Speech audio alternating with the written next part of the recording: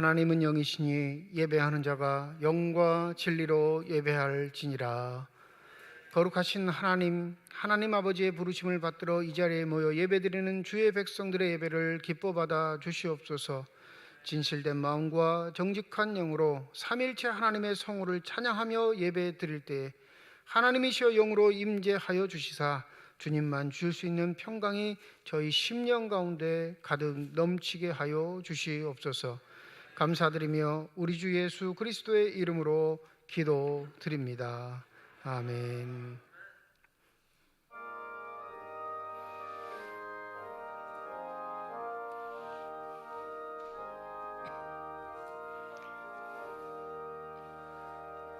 멸류관 벗어서 주 앞에 드리세. 저 천사 기쁜 노래가 온 땅에 퍼지네. 내 혼아 깨어서 주 찬송하여라. 온 백성 죄를 속하신 만왕의 왕일세. 멸류관 벗어서 주 앞에 드리세. 그 손과 몸의 상처 영광 중 빛나는 하늘의 천사도 그 영광 보고서 고난의 신비 알고자 늘 흠모하도다. 멸류관 벗어서 주 앞에 드리세. 온 세상 전쟁 끝이 참 평화 오겠네. 주 보좌 앞에서 온 백성 엎드려 그 한량없는 영광을 늘 찬송함노이다.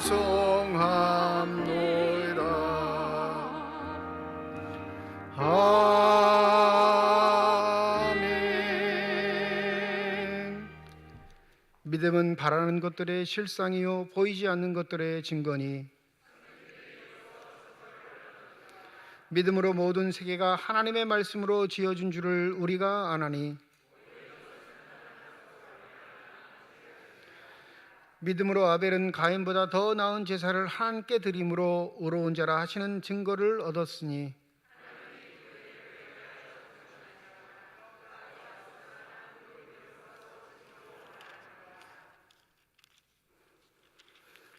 믿음으로 에녹은 죽음을 보지 않고 옮겨졌으니 하나님이 그를 옮기심으로 다시 보이지 아니하였느니라.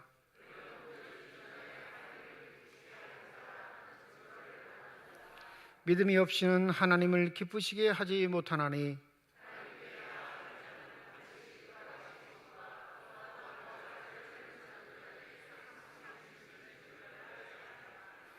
아멘. 지난 한 주간 동안의 삶을 되돌아보며 주 앞에 참회의 기도를 드립니다.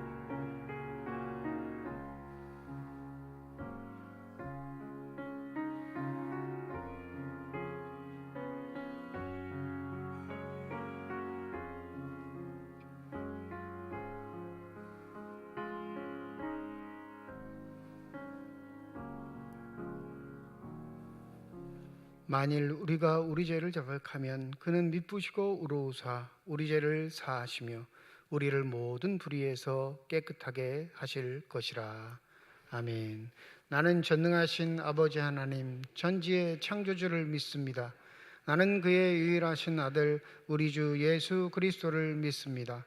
그는 성령으로 잉태되어 동정녀 마리아에게서 나시고 본디오 빌라도에게 고난을 받아 십자가에 못 박혀 죽으시고 장사된 지 사흘 만에 죽은 자 가운데서 다시 살아나셨으며 하늘에 오르시어 전능하신 아버지 하나님 우편에 앉아 계시다가 거기로부터 살아있는 자와 죽은 자를 심판하러 오십니다.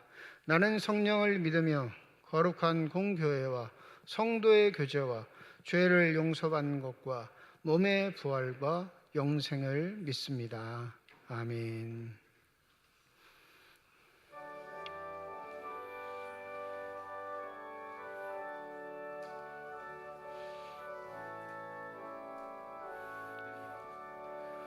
그 크신 하나님의 사랑 말로 다 형용 못하네. 저 높고 높은 별을 넘어 이 낮고 낮은 땅 위에 죄범한 영혼 구하려 그 아들 보내사 화목죄물 삼으시고 죄 용서하셨네. 하나님 크신 사랑은 증량과 못하네. 영원히 변치 않는 사랑 성도여 찬양하세.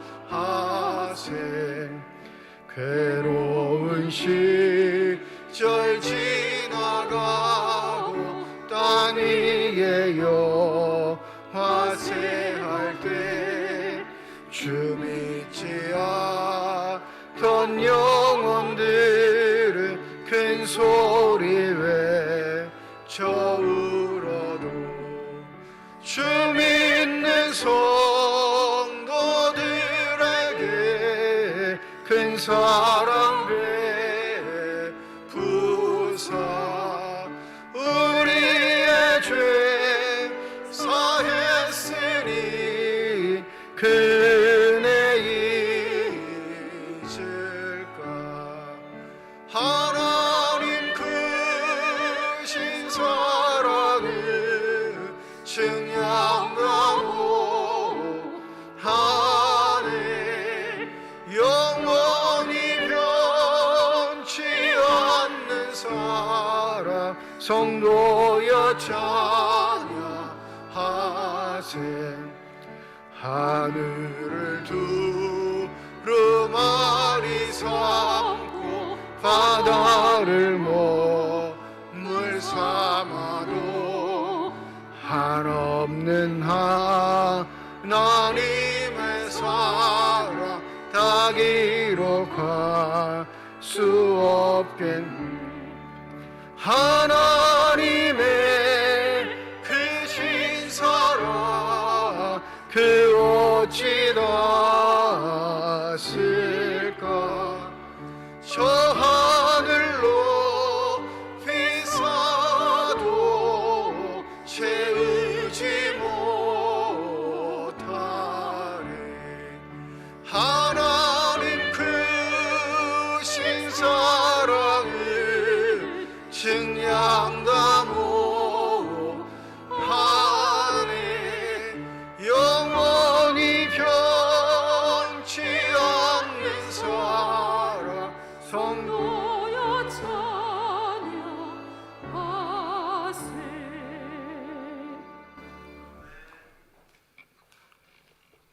전능하신 하나님 아버지, 결실의 계절인 10월달 첫 주일을 맞이하여 주님 전에 나와 예배를 드릴 수 있도록 인도하여 주시니 감사와 영광을 올려드립니다.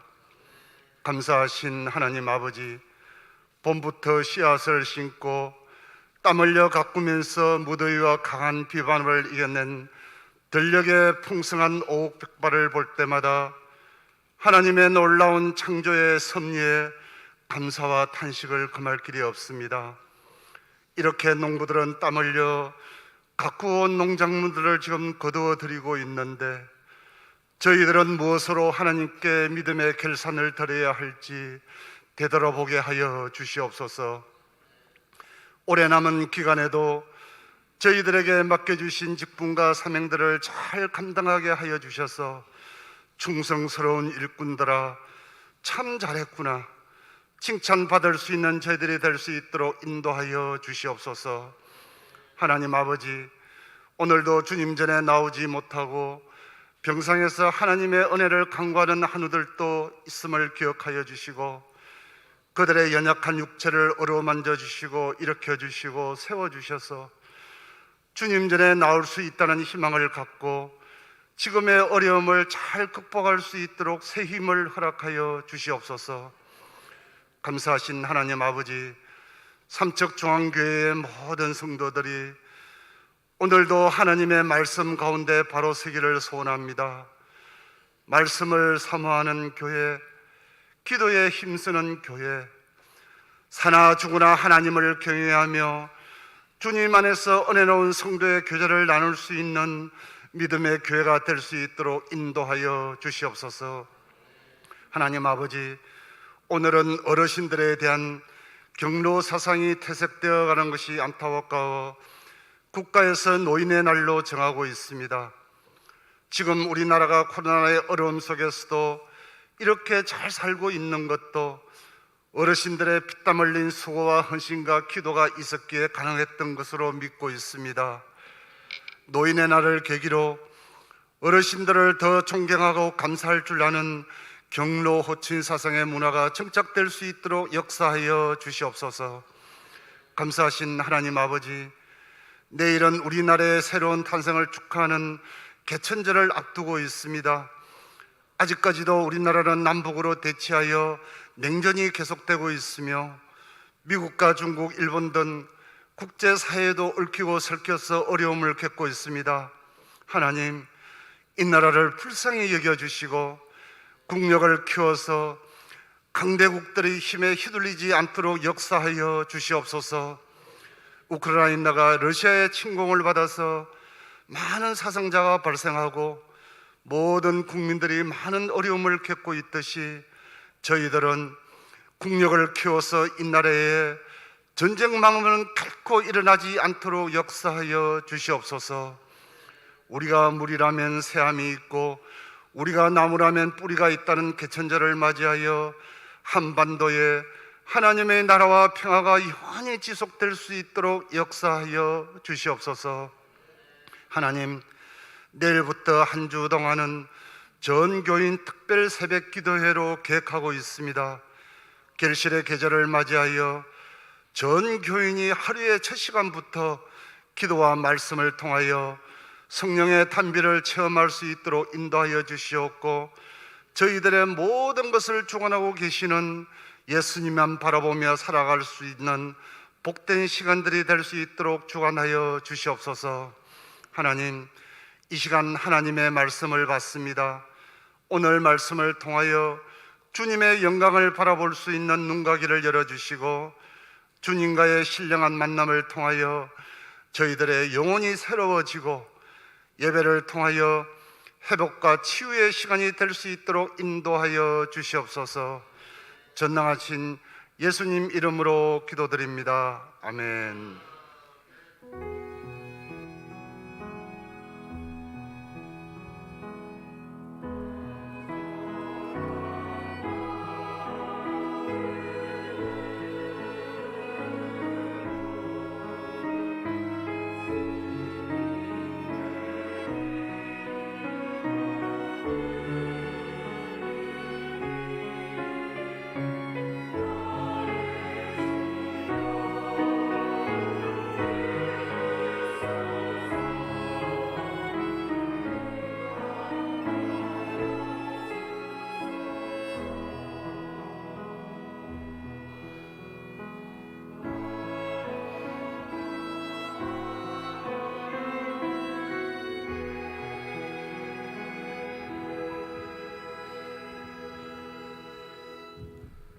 성령 강림 후 17번째 주일 우리에게 주신 하나님의 말씀입니다. 구약성경 시편 137편 1절에서 9절까지의 말씀, 신약성경 누가복음 17장 5절에서 10절까지의 말씀입니다. 다 함께 자리에 일어나 하나님의 말씀을 받겠습니다.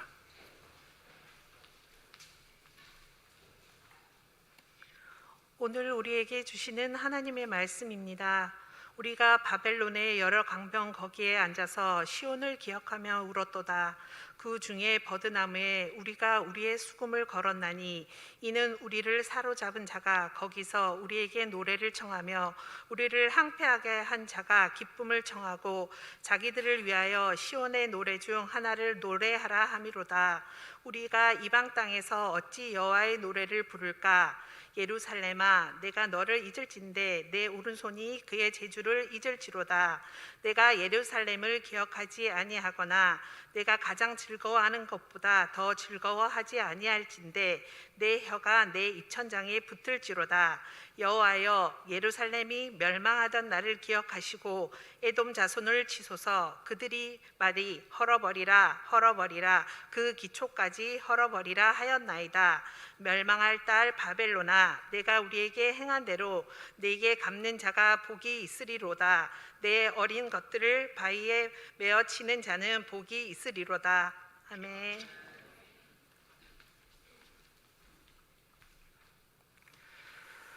사도들이 주께 여쭤오되 우리에게 믿음을 더하소서 하니 주께서 이르시되 너희에게 겨자씨 한 알만한 믿음이 있었더라면 이 뽕나무더러 뿌리가 뽑혀 바다에 심기어라 하였을 것이요 그것이 너희에게 순종하였으리라.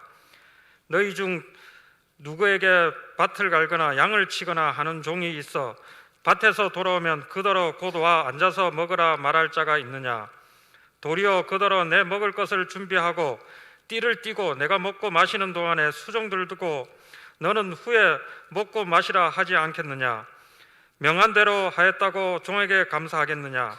이와 같이 너희도 명령받은 것을 다 행한 후에 이르기를 우리는 무익한 종이라 우리가 하여야 할 일을 한 것뿐이라 할지니라. 하나님께서 이 말씀을 통하여 우리에게 은혜 주시기를 원합니다.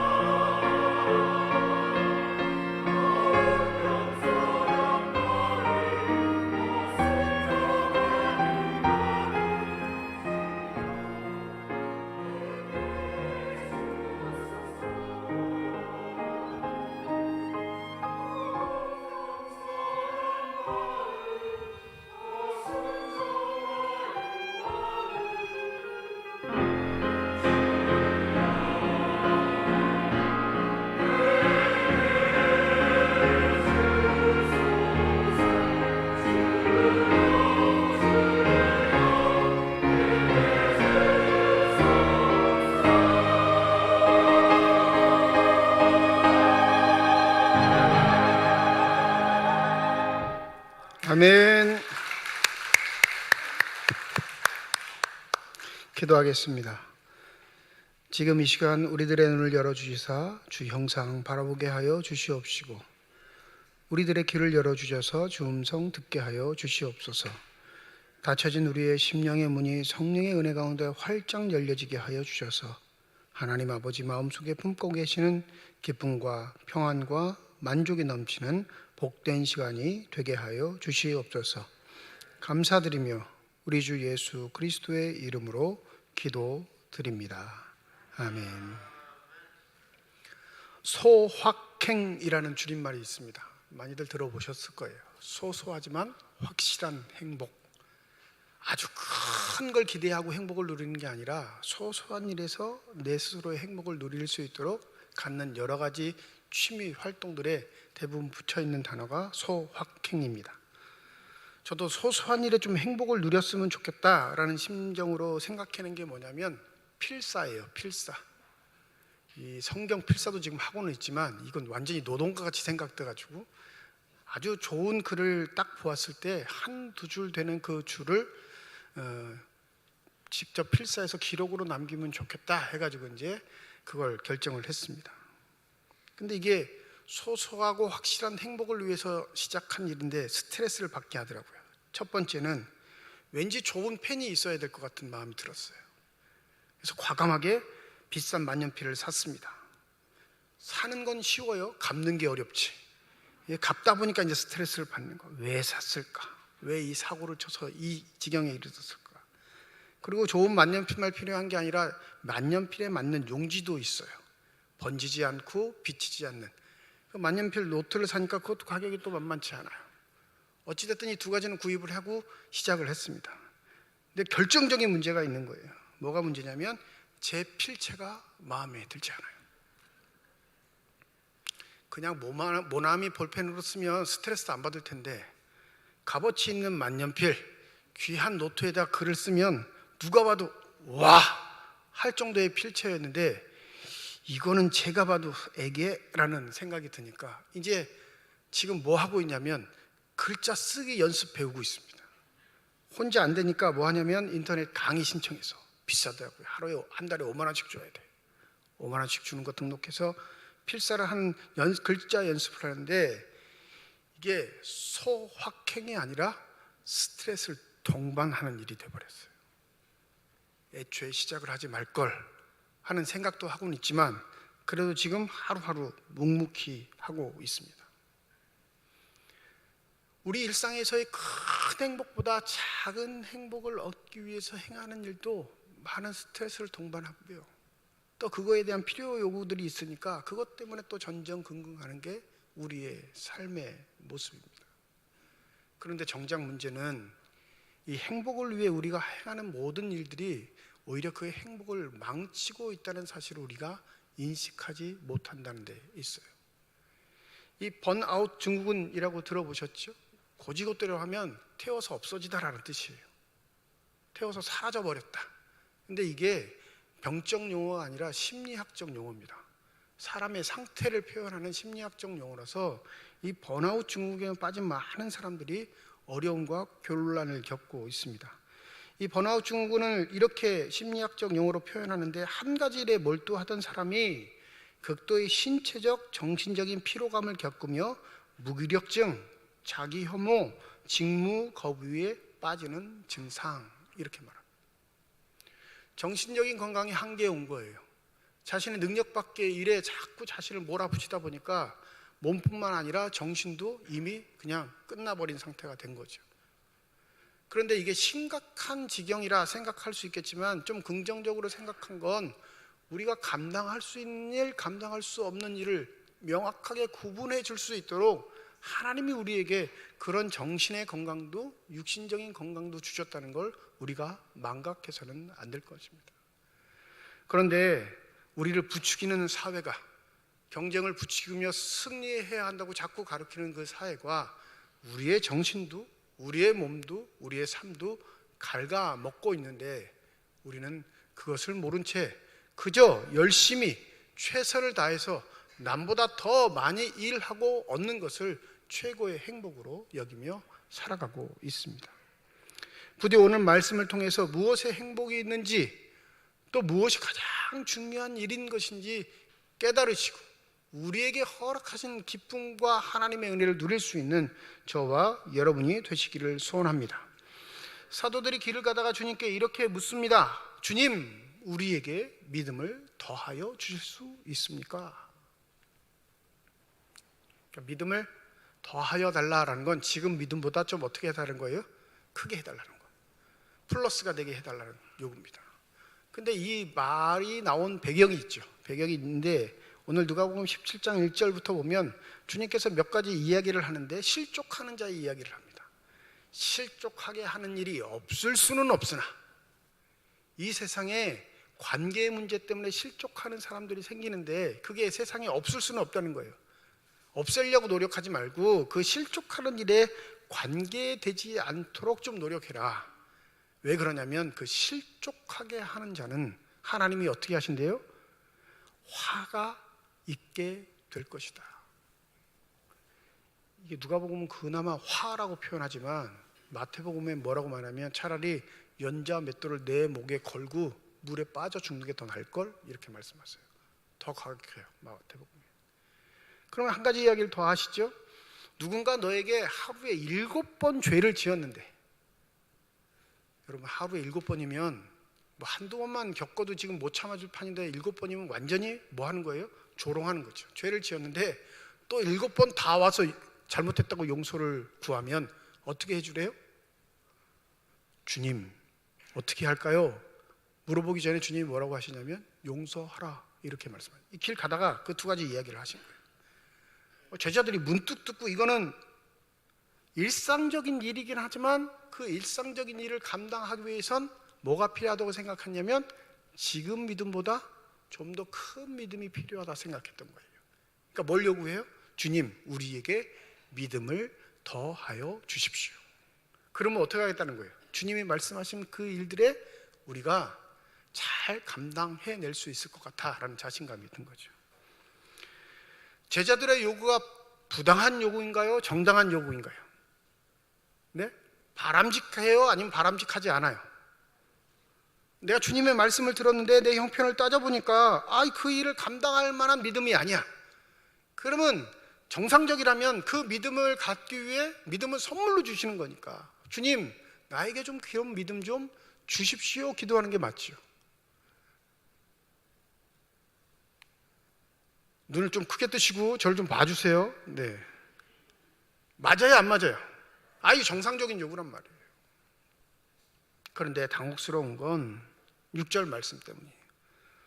제자들이 과한 것, 욕심으로 요구한 것이 아닌데 주님은 이렇게 말씀하십니다. 주께서 이르시되 너희에게 겨자씨 할 만한 믿음이 있었더라면 이 뽕나무더러 뿌리가 뽑혀 바다에 심기어라 하였을 것이요 그것이 너희에게 순종하였으리라. 이거 6절 잘못 읽으면 제자들, 사도들까지 돼가지고 겨자씨 할 만한 믿음도 없어? 이렇게 해석할 수 있는데 그 의미가 아닌 거예요. 여러분 제자들은 주님의 부르심을 받을 때 아시죠? 주님을 처음 만난 그 바닷가에서 그들은 과감하게 자신의 생업을 던져버렸습니다. 뿐만 아니라 자신의 가족들도 버려버렸어요. 그러니까 복음서의 표현들을 하면 그물과 아버지를 버려두고 예수를 따르니라 이렇게 되어 있거든요. 근데 예수가 뭘 대단한 걸 약속한 게 아니에요. 뭘 약속하셨죠? 내가 이제 너희들을 사람을 낚는 어부가 되게 하리라. 그들의 직업에 적용하신 거예요. 그들이 평생토록 지금 한 개의 고기를 낚는 어부의 일이니까 그 일에 벗어나지 않아. 그 일의 연장선상인데 충분히 할 수 있어. 이제 사람을 낚는 일을 해보자. 자신들의 명예를 바란 것 아니었습니다. 그 일을 통해 내가 부유해지겠다라고 생각한 것도 아니에요. 꽤 큰 권력을 쟁취할 수 있겠다 생각해서 예수를 따른 게 아니라 순수하게 그 말씀이 그들의 영혼에 울림이 있었기 때문에 그들이 현지 잡고 있던 것을 놓고 예수를 따르게 된 겁니다. 믿음이 있었을까요? 없었을까요? 있었죠. 여러분, 예수를 바라보는 믿음이 없으면, 예수의 말씀에 반응하는 믿음이 없으면, 그 믿음을 하나님께서 선물로 주시지 않으면 절대 하나님의 말씀에는 순종할 수가 없어요. 따르긴 따라도, 주님, 제가 일 끝나면 잠깐 한 시간 정도 나니까, 주님, 저도 일상이 있으니까 요 일상의 생활들을 다 마치고 어느 정도 여유가 될 때 그때 따르겠습니다 라고 말할 텐데, 그 예수의 말씀은 그들의 영혼을 울렸기 때문에 즉시 그물과 아버지를 버려두고 예수를 따르는 삶을 선택한 거예요. 그러니 이들이 겨자씨 할 만한 믿음도 없다라고 평가하는 건 잘못입니다. 뿐만 아니라 오늘 본문에는 이들을 뭐라고 표현하고 있냐면 5절에 사도들이라고 표현하고 있습니다. 여기에 주목하셔야 돼요. 예수를 따르는 무리들을 제자들이라고 할 때도 있고 사도들이라고 할 때도 있고 그냥 무리들이라고 할 때도 있는데, 특별히 이 12사도는 제자들이라는 용어도 사용되고 사도들이라는 용어도 사용됩니다. 제자는 지난번에 알려드렸죠. 뭐예요? 가르침을 받는 자, 배우는 자들을 그냥 제자들이라고 해요. 고지고대로 번역하면 배움을 받는 자. 근데 사도들은 무슨 뜻이냐면 보냄을 받은 자예요.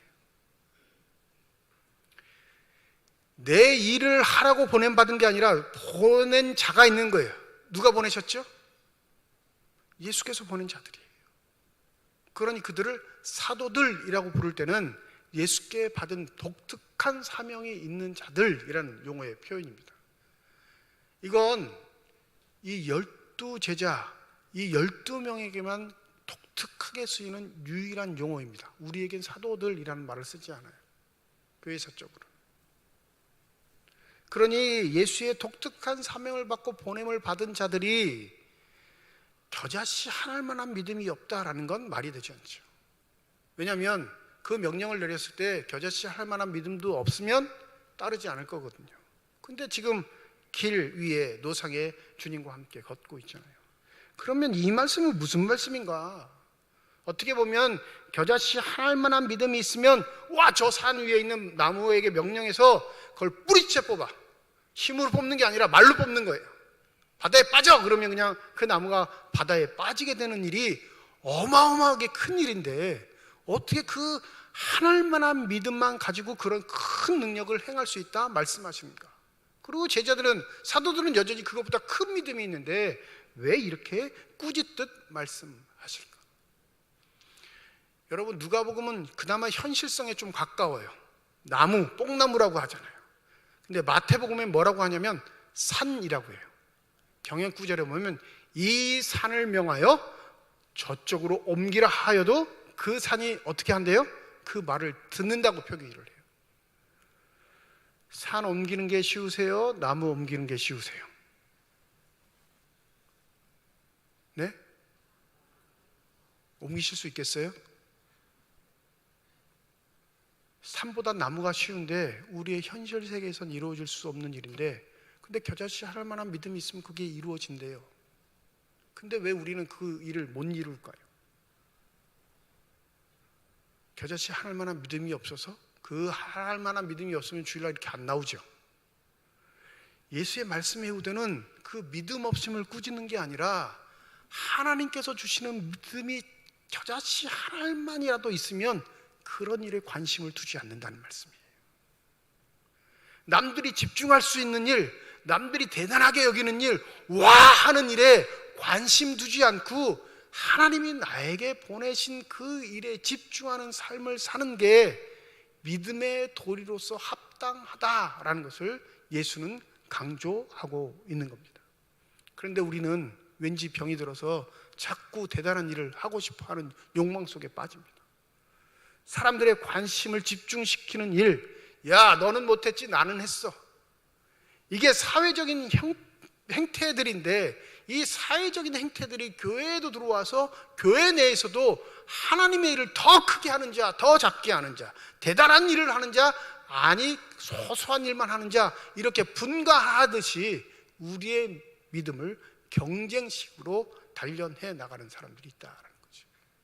제자들이 그 함정에 빠진 거예요. 맨 처음에 순수하게 예수를 따랐습니다. 그 말씀에 감동돼서 따른 것뿐인데 예수와 몇 년 동안 걸어 다니다 보니까, 살다 보니까 예수에게 집중하는 사람들이 어마어마하게 많아졌다는 것을 깨닫게 된 거예요. 병자를 고치셔요. 상상할 수 없는 일들이 벌어집니다. 아니, 도시락 조그만 거 한 개 가지고 5천 명이 먹었는데 이게 12바구니에 남았으니 이거같이 기적적인 일이 어디 있어요. 흥분하기 시작합니다. 더불어 이제 서서히 들려오는 말이 왕으로 등극할 것이다 라는 백성들의 말을 듣기 시작하자 제자들의 마음에 뭐가 들어온 거예요? 욕심이 들어오기 시작합니다. 그지? 우리가 어떤 존재들인데, 우리가 어떻게 주님을 따르고 있는데, 저들과는 우리가 어떻게 구분되는데 라는 욕망들이 꿈틀꿈틀거리기 시작된 거죠. 그러니까 궁극적으로는 나중에 무슨 싸움까지 나요? 자리 다툼까지 나는 거예요. 주님이 왕의 자리에 오르실 때 저는 오른편에, 이 친구는 왼편에 좀 앉혀주십시오. 그 의도가 뭔지 아세요? 그래도 저희 두 사람이 저들보다는 큰 일을 한 사람들 아닙니까? 그래도 저희 두 사람이 저 무리들보다는 개척 멤버이니까 좀 생각 좀 해 주십시오 라고 말하는 거죠. 자신들이 믿음으로 보나 뭘로 보나 더 큰 일을 행하는 사람들이라는 걸 은근히 드러내고 있던 겁니다. 주님께서 이런 믿음의 행태들을 꾸짖으신 거예요.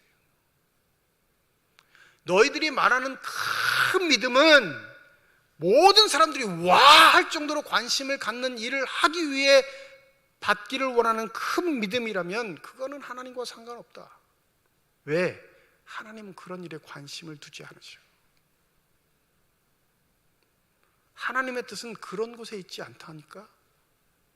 내가 너희들에게 보인 기적들, 이적들, 치유들은 단지 한 가지 일에 대한 전조 증상을 말해주는 것뿐이야. 하나님의 나라가 너희들을 치유할 것이고, 하나님의 나라가 너희들을 살릴 것이고, 하나님의 임재하심이 다스리심이 너희를 영원히 살 수 있는 생명의 기운을 줄 수 있는 유일한 나라가 될 것임을 너희들이 알아듣지 못하니까 내가 몸소 보여준 것뿐이야. 주의 말씀으로 이루어진 교회는 반드시 이 하나님의 말씀을 온전히 들을 수 있는 믿음의 은혜들이 있어야 할 줄 믿습니다. 여러분, 대단한 일에 신경 쓰지 마세요. 어디 가서 기도받았더니 병 나았다라는 소문에 귀 닫으세요. 그런 게 우리의 삶을 유익하게 만들지 않는다니까요. 오히려 우리의 삶을 허덕이게 만듭니다. 내 영적인 능력보다 과도한 일에 나를 몰아넣어서 영적으로 풍성함을 얻는 게 아니라 영적인 번아웃을 만들어 버리는 거예요. 이제 하나님이 싫어요. 예수가 싫습니다. 교회는 쳐다보기도 싫은 사람들이 돼버려요. 그러면서 한 가지 우리에게 전해주시는 말씀이 있는데, 그러면 너희들이 말하는 그런 큰 믿음이란 건 무엇인 줄 아니? 하면서 이야기해 주신 게 오늘 7절부터 10절까지 나와 있는 무익한 종의 비유입니다. 한 주인에게 종이 있습니다. 이 종은 양도 치고요, 농사도 지어요. 여러분, 2000년 전 시간의 반영입니다. 잘 들으세요. 근데 이 종이 하루 종일 해 뜨기 전부터 나가서 해질 때쯤 집에 들어왔는데 쉬지를 못해요. 종에게 남은 일이 있거든요. 뭐 해야 돼요? 집에 들어오면 주인을 챙겨야 돼요. 주인의 식사를 준비해 주고, 그 식사를 준비해 줄 뿐만 아니라 오늘 본문에 보면 8절에 내 먹을 것을 준비하고 띠를 띠고 내 먹고 마시는 동안 수종을 들고. 이 띠를 떴다라는 건 뭐예요? 옷이 펄럭펄럭거리지 않게 허리띠를 했다는 거예요. 그건 뭘 말하냐면 언제든지 움직일 수 있는 준비를 한다는 거죠. 아니, 주인 밥상 차려줬으면 맛있게 드세요. 그리고 우리는 생각에 내 거 챙겨 먹을 것 같은데, 그게 아니라 주인이 밥 다 먹을 동안 띠를 띠고 이 전병처럼 들고 있는 거예요. 수종을 들기 위해 준비하고 있는 거죠. 주인이 시키는 일대로 다 합니다. 그거 다 끝났어요. 근데 놀라운 건 오늘 본문에 보면 그 후에 먹고 마시라 하지 않겠느냐. 우리의 생각 같아서는 일이 끝났으니까 뭐예요? 내 마음껏 먹고 마실 수 있다고 생각하는데 2000년 전에는 뭐 한 거예요? 주인이 먹어, 마셔 라는 명령이 떨어져야 먹고 마실 수 있음을 반영하는 거예요. 해 뜨기 전에 나가서 노동을 했습니다. 그리고 해 질 때쯤은 집안에 들어와서 자신에게 맡겨진 주인을 섬기는 종의 역할을 다 하고 버틸 수 없는 지경에까지 이르렀을 때에도 그가 그 육체를 보존하기 위해 먹고 마시는 것에 대한 자유로움도 없이 주인의 명령이 떨어질 때 알겠습니다 하고 먹고 마실 수밖에 없는 존재.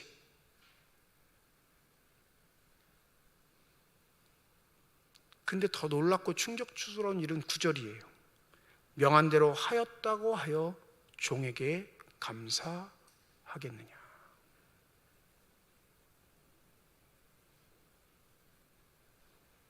만약에 주님이 우리를 이렇게 취급했으면요, 주님 버렸을 거예요. 만약에 나를 부리는 고용주가 있는데 우리를 이렇게 대우했으면 아마 노동부에 신고했을 겁니다. 우리의 사고방식이 그래요. 내 자유가 있는데 왜 저가 내 자유를 침해해? 이런 생각으로 성경을 잡고 있으니까 성경이 왜곡되는 거예요. 2000년 전에는 이건 종의 의무이고 책임이었습니다. 그리고 주인은 종에게 감사하지 않았어요. 왜? 그렇게 해서 종은 살아가니까. 칭찬과 감사는 배제되고 당연한 하루의 일상이었습니다. 우리 10절 한번 읽어보죠. 10절입니다. 시작. 이와 같이 너희도 명령받은 것을 다 행한 후에 이르기를 우리는 무익한 종이라 우리가 하여야 할 일을 한 것뿐이라 할지니라. 우리가 뭐래요? 하는 일이 없어서 무익한 종이 아니에요. 하는 일은 너무 많아요. 주인에게는 유익한 종입니다. 그런데 왜 무익한 종이라 말했을까요? 그 명령대로 하는 건 특별한 일이 아니라 당연한 일이니까. 나만 하는 게 아니라 옆집 정도 하고 뒷집 정도 하고 앞집 정도 하는 그냥 당연한 일이니까. 불평불만이 있을 수는 있죠. 몸의 상태에 따라, 그날의 기분에 따라, 그날의 형편에 따라 불평불만은 있을 수 있겠지만 본질은 주인의 명령에 따르는 일이 자기에게 마땅히 주어진 일이기 때문에 그 일이 주인을 유익하게 한다 생각한 건 아니에요. 그냥 일상만 진행될 뿐이죠. 그러니 뭐라고 고백해요? 무익한 종이라 고백하는 겁니다. 이게 큰 믿음이라는 거예요. 여러분, 예수께서 이 무익한 일을 몸소 보여주셨던 일이 뭐냐면 이 무익한 종의 신분으로서 하나님 아버지의 명령에 순종한 일이 뭐였냐면 십자가에 달리심이셨습니다. 많은 사람들이 꺼려하고 거부하는 것, 외면하는 것, 쳐다보지도 않는 일을 그는 일상 속에서 그 십자가를 향한 걸음을 한 번도 멈춘 적이 없으셨습니다. 저와 여러분이 잘 아듯이 그 십자가에 달릴 때 그렇게 환호성 치던 사람들 다 어디 갔을까요? 병자가 치유됐던 그 당사자들은 다 어디 갔을까요? 뿐만 아니라 죽음에서 다시 살아났던 그 사람들은 그 예수의 십자가 앞에 서 있었을까요? 싫은 거예요. 사람들이 다 환호하고 기뻐하고 대단하다 하는 일에는 웅성웅성 모이지만 사람들이 꺼려하고 싫어하고 버린 일들에는 외면하는 게 우리의 속성입니다. 그런데 놀랍게 주님은 그 일을 거부하지 않으시고 하나님 아버지께 명령받은 바 순종하셨기에 우리에게 하나님께 갈 수 있는 믿음의 길, 구원의 길이 열린 줄 믿습니다. 이게 큰 믿음이라는 거예요. 토요일마다 주일 설교를 준비하고 사택에서 교회를 바라볼 때가 있습니다. 제 책상이 사택에 있는 책상이 제 책상이 어디를 향해서 바라보고 있냐면 이 교회 벽 쪽을 향해서 바라보고 있어요. 교회 벽 쪽. 그러니까 토요일 날 저녁 때 되면 교회에 불이 켜졌는지 꺼졌는지 다 보여요. 그 설교가 안 풀릴 때는 거실을 빙글 돌다가 베란다에 딱 나옵니다. 어제도 잠시 나왔어요. 베란다에. 여러분이 못 보시도록 이렇게 숨어서 잠깐 이렇게 교회를 봐요. 지하 식당부터 성가대실까지 불이 다 켜져 있더라고요. 본당까지. 지하에서는 오늘 중식을 준비하시는 분들이 일하고 계셨을 거고요. 또 본당과 찬양대실에서는 예배를 위해 찬양대가 연습을 하고 있었을 겁니다. 저는 설교 준비를 하고 있었고, 여러분께 여쭤보죠. 제가 준비한 일이 큰 일일까요? 주방에서 음식 준비하는 일이 큰 일일까요? 찬양대가 찬양 연습을 하는 일이 큰 일일까요? 뭐가 큰 일이에요? 왜 머뭇머뭇거리세요? 다 똑같은 일이에요. 정말로 그렇게 생각하세요? 그렇게 믿으십니까? 주저주저 하시는 건 여전히 우리 마음속에, 머릿속에 그래도 목사님이 하시는 일이 제일 큰 일이지, 이 개념이 있기 때문에 그래요. 한국 교회를 망친 건요, 목사들 때문이에요. 한국 교회를 망친 건 장로님들 때문입니다.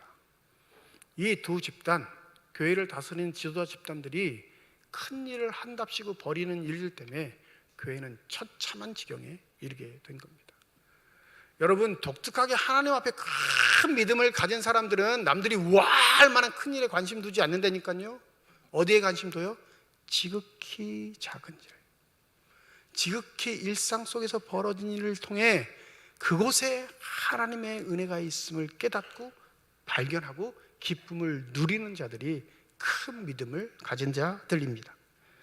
오늘 누가복음 17장 병행구가 마태복음 18장에 등장하는데, 이 마태복음 18장에 무슨 말씀이 등장하냐면, 또 누구든지 내 이름으로 이 어린아이 하나를 영접하면 곧 나를 영접함이니 누구든지 나를 믿는 이 작은 자 중에 하나를 실족하게 하면 차라리 연자 맷돌이 그 목에 달려서 깊은 바다에 빠뜨려지는 것이 나으리라.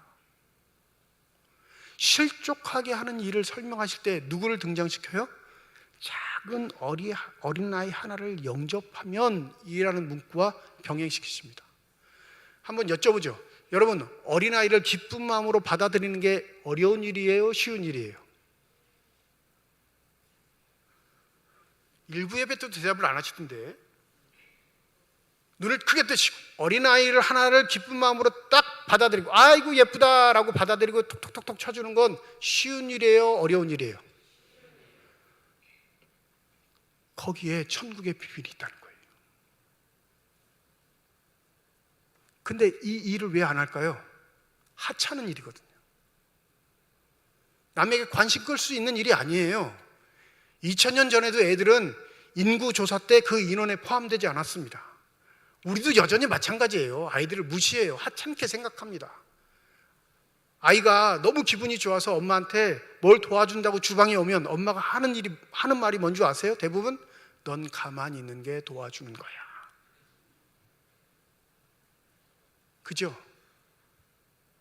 하찮게 생각해요. 번거롭게 생각합니다. 그리 대단한 존재가 아니니까 그냥 가만히 있는 게 좋은 거라 생각하는 우리의 그 상식 속에 뭐가 있냐면, 그 일들은 너무 하찮아서 누구에게도 이목을 끌지 못하는 일.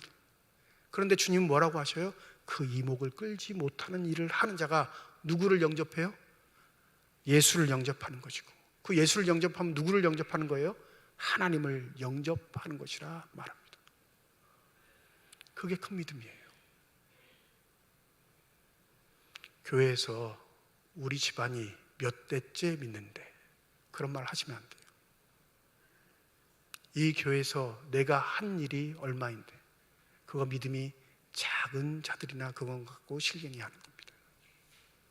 진짜 믿음이 큰 자는 모든 일을 다 하고도 하나님이 칭찬하실 때 아닙니다 주님, 저는 칭찬받을 만한 일을 한 적이 없습니다 라고 할 정도로 그 삶이 주님의 보내심에 따라 순종하는 삶이 될 줄 믿습니다. 무엇 때문에 갈등하세요? 교회 생활하면서 무엇 때문에 상처를 입죠? 바로 누구의 믿음이 크냐 작으냐 그 싸움 때문에 그런 거 아니에요? 만약 그 싸움에 벗어나고 싶으시다면 정말로 큰 믿음이라는 걸 주님이 어느 쪽을 향해서 말씀하시고 있는지에 집중하시기 바랍니다. 일상에서, 소소한 내 일상에서 발견해낼 수 있는 섬김과 사랑, 그 속에 하나님의 은혜가, 하나님의 어루만지심이, 사랑이 있는 것 기억하시고, 사회생활처럼 경쟁하듯 다투는 우리의 믿음 생활을 다시금 되돌이켜 하나님이 뜻하시고 원하시는 복된 삶이 되시기를 주님의 이름으로 축원드립니다. 기도하겠습니다. 아무도 귀하다고 여기지 않는 그 어린아이 한 번 안아주는 게 어떻게 구원의 길과 병행될 수 있겠습니까? 그게 우리의 생각인데 주님은 그 어린아이 하나를 받아들이는 자가 진정한 큰 믿음의 사람이라 말씀하십니다. 하찮은 일들, 관심을 두지 않는 일들, 해도 별 티가 나지 않는 일에 우리의 마음을 쏟고 있는가? 주님, 우리의 믿음이 진정 예수를 닮은 삶이 되기를 소원하오니 성령께서 은혜를 더하여 주셔서 사람들이 관심을 갖는 곳이 아닌 주님께서 관심을 가지라 말씀하시는 그곳에 우리의 믿음의 시선이 향하게 하여 주시옵소서. 감사드리며 우리 주 예수 그리스도의 이름으로 기도드립니다. 아멘.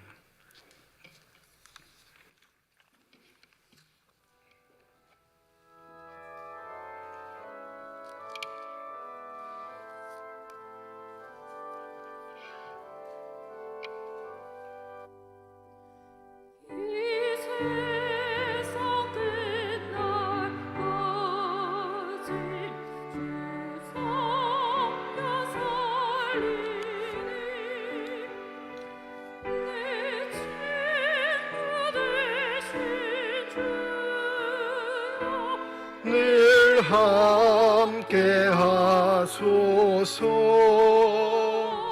주 나와 함께 하며 전쟁도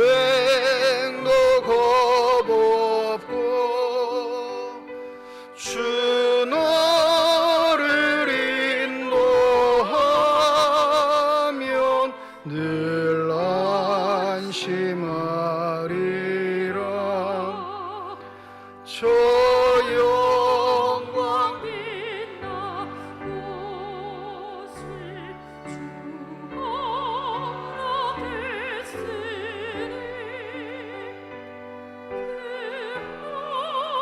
걸어가신 곳을 늘 사모합니다.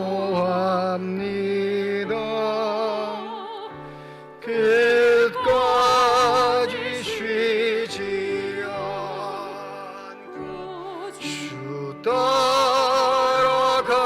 따라가리니 주 넓은 사랑으로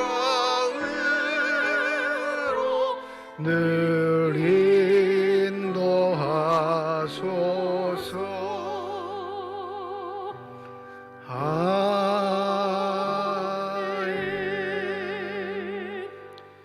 김동규 장로님 가정에서, 김홍백 장로님 가정에서, 한동우 집사님 가정에서, 박동순 권사님 가정에서, 방인숙 권사님 가정에서, 조수동 집사님 가정에서, 윤정일 집사님 가정에서, 김영숙 집사님 가정에서 건축 헌금 드리셨습니다. 하나님 아버지의 은혜와 사랑을 진심으로 감사드립니다. 거룩한 주일 주의 전에 나올 수 있는 은혜와 형편 허락하여 주시옵시고 나올 때 빈손으로 나오지 아니하고 주 앞에 드릴 수 있는 예물 있게 하심을 감사드립니다. 11조 헌금으로, 감사 헌금으로, 일천번제 헌금으로, 선교 헌금으로, 장학 헌금으로, 건축 헌금으로, 주일 헌금으로 드리는 손길마다 주의 은혜 가운데 복 내려 주시사 이 땅 살아갈 때 필요한 것 채우신 하나님의 은혜를 누리는 자들이 되게 하여 주시옵시고 살아가는 동안 후에 나누고 베풀 수 있는 축복의 손길들만이 되게 하여 주시옵소서. 이 예물이 쓰여지는 곳 하나님의 사랑이 널리 증거되게 하시고 하나님의 이름으로 심겨지게 될 때 하나님 역사하여 주셔서 수많은 열매를 통해 여전히 우리를 통해 일을 하고 계시는 하나님의 권세와 능력만 나타나는 거룩한 예물이 되게 하여 주시옵소서. 예물을 드릴 때 기도의 제목을 담아 드리는 손길과 가정이 있음을 주께서 아십니다. 우리의 기도에 응답하시겠다 약속하신 주님, 우리의 삶의 자리에 찾아와 우리를 어루만져 주시옵시고 또 우리의 기도에 응답하여 주시사 믿음의 시선 잃지 않고 주 바라보며 살아갈 수 있는 축복된 삶들이 다 되게 하여 주시옵소서. 때때로 세월의 흡파 또 세상의 세파 때문에 힘들어 주저앉고 싶을 때도 있사오나 주님, 그럴 때마다 우리를 좌절시키지 않게 하여 주시고 다가와 손 내밀어 일으켜 세워주시사 우리와 함께 걷기를 소원하시는 그 하나님의 나라를 위해 우직하게 아름답게 걸어갈 수 있는 복된 삶들만이 되게 하여 주시옵소서. 주의 몸된 교회를 위해 수고하고 애쓰는 많은 일꾼들이 있습니다. 보이는 곳에서 보이지 않는 곳에서 수고하고 헌신하는 저들의 손길 주께서 하시오니 성령의 충만한 더하여 주셔서 한결같게 하여 주시옵시고 교만하지 않게 하여 주셔서 저들의 섬김이 하나님의 기쁨과 자랑이 되게 하여 주시옵소서. 오늘 시온 찬양단과 시온한 성불의 연주와 찬양을 아름답게 받아주신 줄 믿습니다. 저들의 고백, 찬양의 고백뿐만 아니라 삶의 고백이 되게 하여 주셔서 하나님이 기뻐하시는 자들로서 하나님께 늘 영광 돌리며 살아갈 수 있는 귀한 삶들이 되게 하여 주시옵소서. 병상에 누워있는 환우들이 많습니다. 주의 도우심을 간구합니다. 그 병중에 있는 환우를 간호하는 가족들도 지쳐가고 주의 도우심을 간구하오니 주여 그들의 기도에 응답하여 주셔서 병상에 찾아가 어루만져 주실 때에 질병과 고통과 아픔들이 치유되게 하여 주시옵시고 영적으로 더욱더 충만한 삶을 살 수 있도록 성령의 은혜로 함께 하여 주시옵소서. 모든 것 감사드리며 우리 주 예수 그리스도의 이름으로 기도드립니다. 아멘. 우리 함께 인사하겠습니다. 하나님의 축복이 여러분과 함께.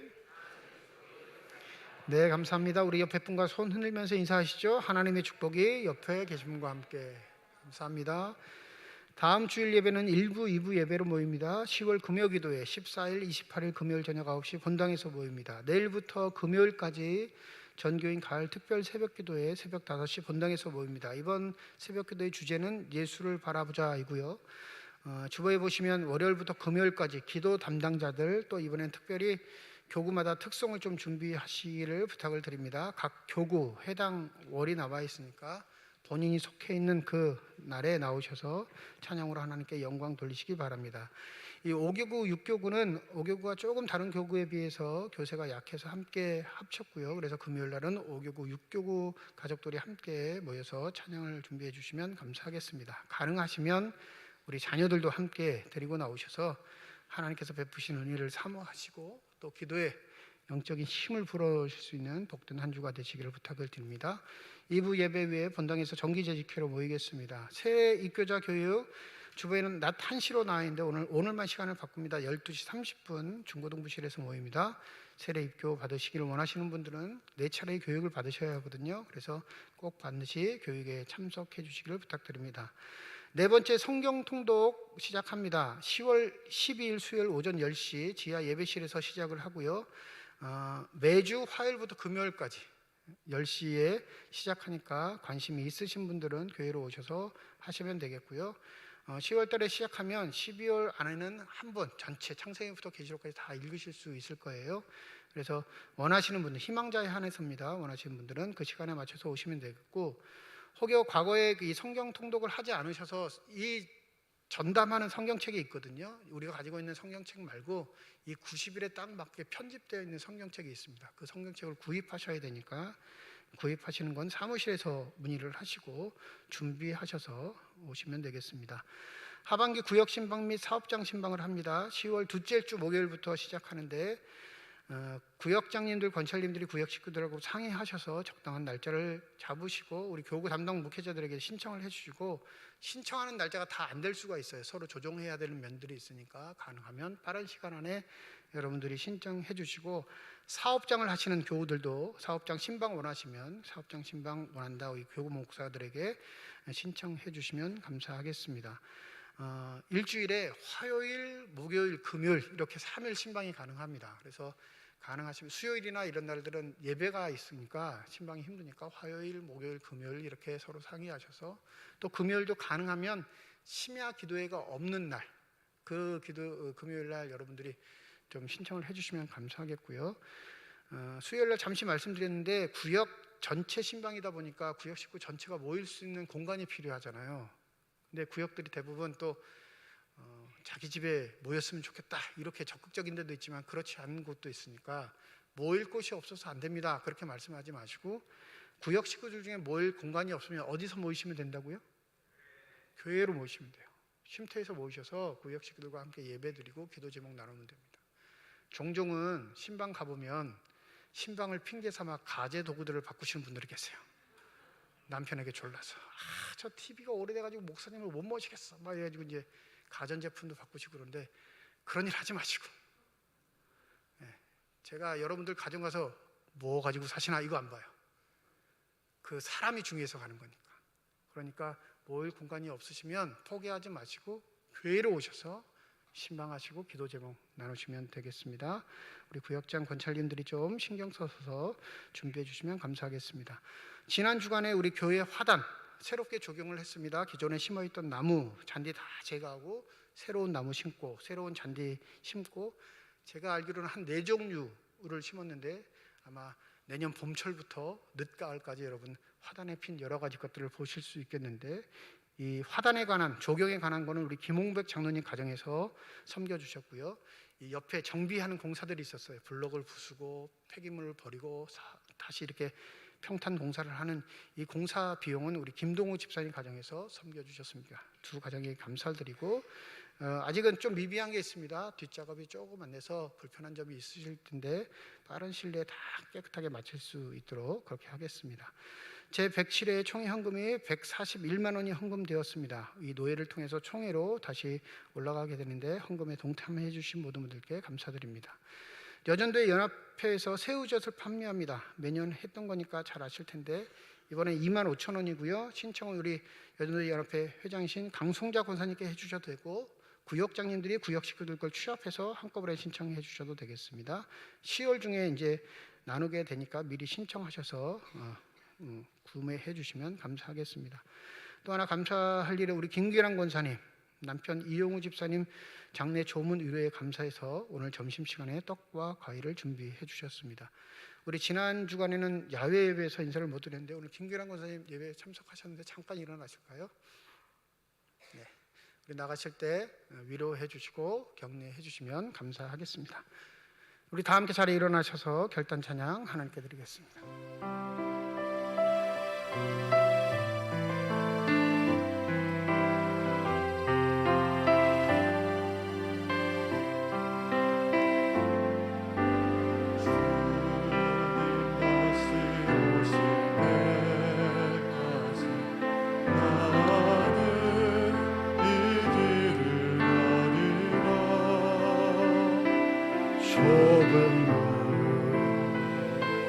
좁은 길 나의 십자가 지고 나의 가는 이 길 나는 주님을 보리라 영광의 내 주님 나를 맞아주시고 주님 다시 오실 때까지 나는 일어나 달려가리라 주의 영광 온 땅 덮을 때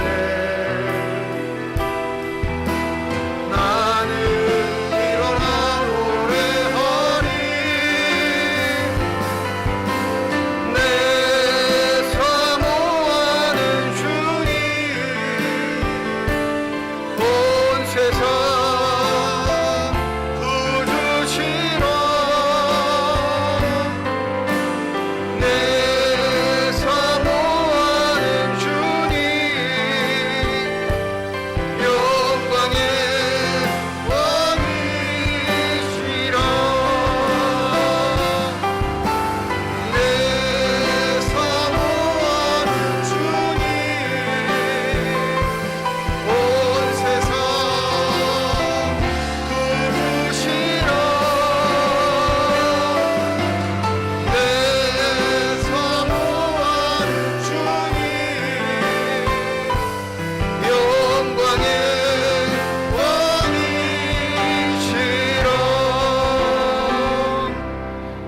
이제는 우리 주 예수 그리스도의 은혜와 하나님의 사랑과 성령의 교통하시고 내주하시고 역사하시고 충만하심이 남편을 먼저 하늘나라로 보내며 하나님의 위로를 간구하는 유가족들 위에와 주의 말씀을 마음에 새기고 하나님 나라를 위해 아름답게 전진하기를 소원하는 주님의 거룩한 자녀들, 이들의 가정과 일터와 앞길 위에 이제로부터 영원토록 함께 하시기를 간절히 축원하옵나이다. 아멘.